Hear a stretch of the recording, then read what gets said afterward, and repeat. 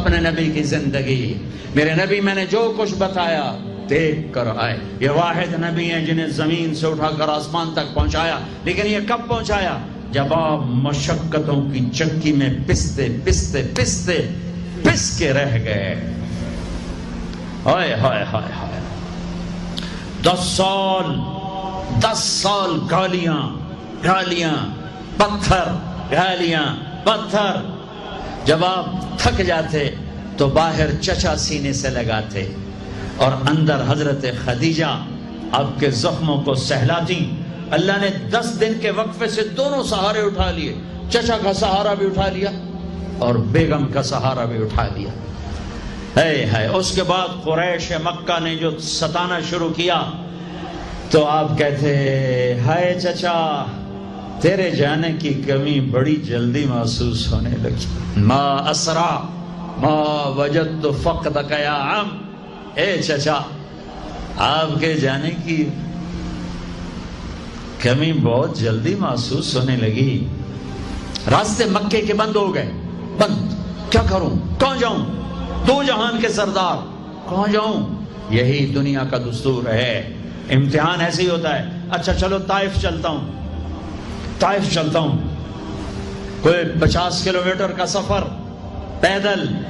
زید بن حارثہ انہوں نے وہ کیا جو کسی نے نہ کیا۔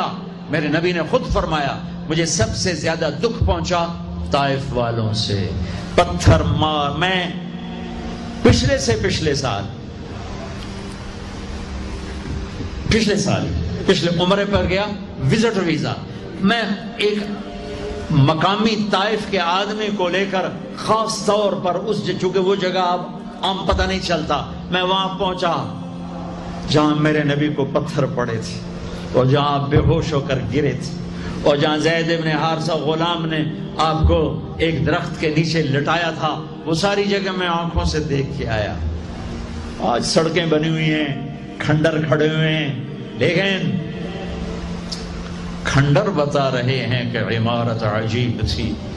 میں ایک چھت پہ چڑھ گیا، وہ چھت پہ چڑھ کے میں ساری وادی اور سارا منظر دیکھ رہا تھا اور 14 صدی پیچھے مڑ کے دیکھنے کی کوشش کر رہا تھا کہ جسے میرا رب کبھی حبیب کہے، کبھی خلیل کہے، کبھی محمد کہے، کبھی احمد، کبھی ماہی، کبھی حاشر، کبھی عاقب، کبھی فاتح، کبھی خاتم، کبھی ابو القاسم، کبھی طٰہٰ، کبھی یاسین، کبھی شاہد، کبھی مبشر، کبھی نذیر، کبھی داعی الی اللہ، کبھی سراجا منیر، کبھی رحمت للعالمین، کبھی رحمت للعالمین، کبھی کافۃ للناس بشیرا و نذیرا، کبھی عزیز کہے، کبھی رؤوف کہے، کبھی رحیم کہے، کبھی حریص علیکم کہے، کبھی مزمل کہے، کبھی مدثر کہے، کبھی طٰہٰ کہے، کبھی یاسین کہے۔ اور اس وادی میں لہو لہان اتنے پتھر پڑے کہ اب بے ہوش ہو کے گر گئے۔ زید بن حارثہ نے اٹھایا، دوڑ لگائی، پیچھے طائف والے، آگے عتبہ کون ہے؟ بن ربیعہ۔ یہ کون ہے؟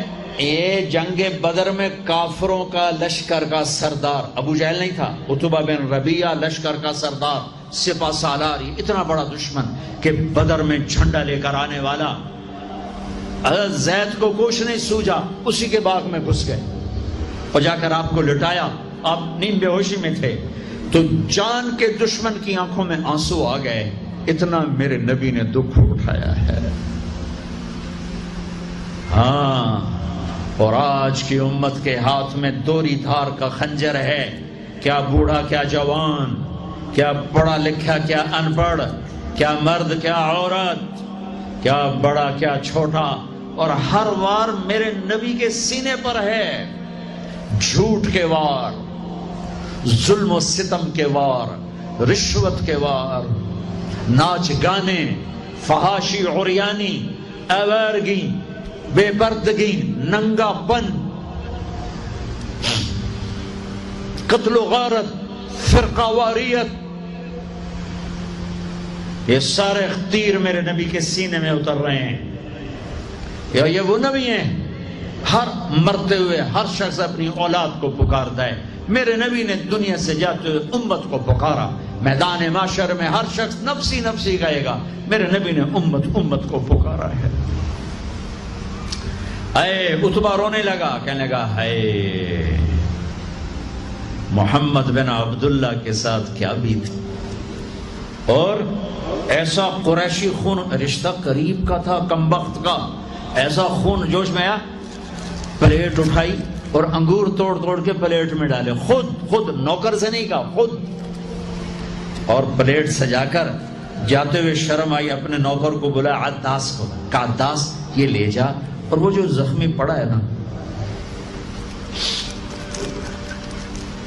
آئے واہ یا رسول اللہ، واہ یا رسول اللہ، آپ پہ دشمنوں نے رحم کھایا، آج کی امت نے رحم نہیں کھایا۔ یہ تاجر کہتے ہیں جھوٹ کے بغیر تجارت نہیں چلتی، یہ وکیل کہتے ہیں جھوٹ کے بغیر وکالت نہیں چلتی، یہ سیاستدان کہتے ہیں جھوٹ کے بغیر سیاست نہیں چلتی۔ کہنے لگا وہ جو آدمی پڑا ہے نا زخمی، اس کو جا کر یہ انگور دو اور اسے کہنا کہ وہ کہہ رہا ہے تمہیں رشتہ داری کی قسم میرے انگور رد نہ کر۔ کیا قسم دی؟ کہ تمہیں رشتہ داری کی قسم میرے انگور رد نہ کر۔ دشمنوں نے جن پر رحم کھایا، آپ نے انگور کا دانہ اٹھایا، اس سے پوچھا کون ہو بھائی؟ کہا جی میں نینوا کا ہوں۔ کہا اچھا میرے بھائی یونس کے شہر کے ہو؟ کہا آپ کو یونس کا کیسے پتا ہے؟ کہ وہ نبی تھے، میں بھی نبی ہوں، اور سورہ یونس تھوڑی سی پڑھی تو وہ پاؤں پر چومنے لگا اور کلمہ پڑ گیا، تو آپ کو اپنے زخم ہی بھول گئے۔ جب وہ واپس گیا تو عتبہ نے کہا تو نے میرے پاؤں تو کبھی نہیں چومے، اس کی کیوں چومے؟ کہہ رہے عتبہ میرے آقا وہ سچا نبی ہے، مان جاؤ گے تو فلاح پاؤ گے۔ کہا تیرے اوپر بھی اس کا جادو چل گیا۔ پھر آپ نے ایک دعا مانگی ہے اسی انگور کی بیل کے نیچے، اللہم انی اشکو الیک ضعف قوت وقلت حیلتی وہوانی علی النار۔ اے میرے رب آج میں کوئی دکھ سکھ نہ پھولوں تیرے ساتھ، آئے ہائے اب نہ کوئی دکھڑا نہ بیان کروں تجھے میرے مولا، یہ لوگوں نے مجھے کیسے دکھ پہنچایا ہے، تو نے مجھے کن کے حوالے کر دیا۔ الی من تکلنی الی بعید یتجہمنی او الی عدو ملکتہ امری۔ یہ نا آشنا، یہ دشمن ان میرا یہ حال کر دیا، ان لم تکن علی ساخطا فلا ابالی، لیکن میرے رب اگر تو مجھ سے راضی ہے،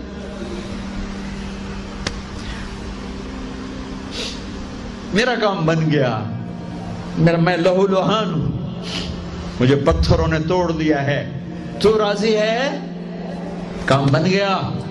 ایک شاعر نے کہا ہے لیتک تحلو لیتک تحلو والحیات مریرۃ ولیتک ترضی والانام غضاب ولیت الذی بینی وبینک عامر وبینی وبین العالمین خراب ولیت شرابی من ودادک صافیا وشربی من ماء المعین السراب اذا صح منک الود فالکل حین وکل الذی فوق التراب التراب۔ یہ شاعر زندہ ہوتا میں اس کے ہونٹ چومتا، کیا کلام اس نے کہا ہے، ہائے ہائے ہائے۔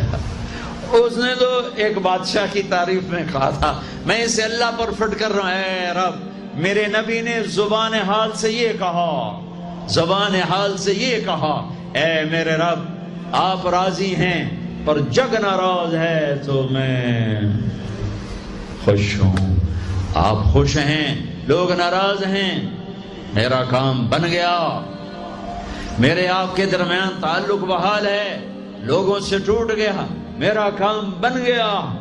آپ کی محبت کا جام اگر میٹھا ہے اور کل کائنات کا پانی کڑوا ہو گیا تو کام بن گیا، میرا آپ کا تعلق اگر باقی ہے اور ساری کائنات میرے ہاتھوں سے چھن گئی تو میرا کام بن گیا۔ ہائے ہائے ہائے۔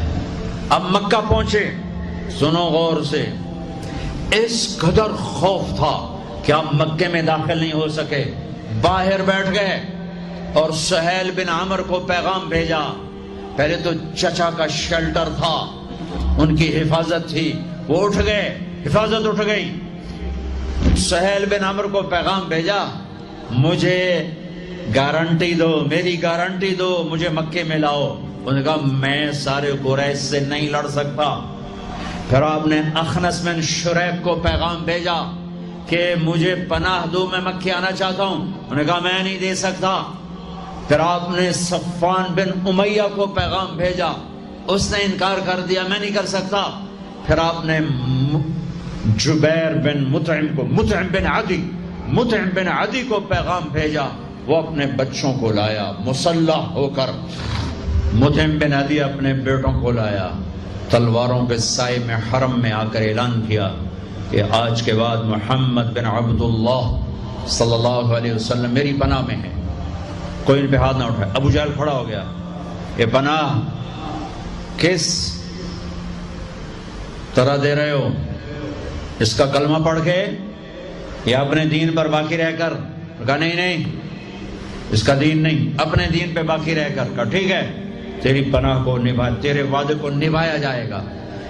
اس حال پر جب آپ پہنچے کہ کوئی مددگار، حضرت خدیجہ گھر سے اٹھ گئیں، چچا باہر سے اٹھ گئے، ساتھی ہیں کوئی نہیں، چاروں طرف اندھیرا ہے، اور آپ انہی زخموں میں، چونکہ حضرت خدیجہ تو انتقال کر چکی ہیں، آپ حضرت ام ہانی اپنے چچا زاد بہن کے گھر سوئے ہوئے ہیں، حضرت علی کی بہن، کہ جبریل نے آ کے پاؤں دبائے. یا رسول اللہ، اللہ کی ملاقات کا نظام بن چکا ہے، آپ کے رب آپ کو اپنے ملاقات کے لیے بلا رہے ہیں. جب دکھ تکلیفیں آخری حد پر گئیں تو اللہ نے اسی لحاظ، جتنا پریس کیا جاتا ہے، جب ریلیز ہوتا ہے پریشر تو اتنا ہی اوپر جاتا ہے. میرے نبی پر جب دکھوں کی یہ تابڑ توڑ بھرمار ہوئی تو اللہ نے پھر یوں اٹھایا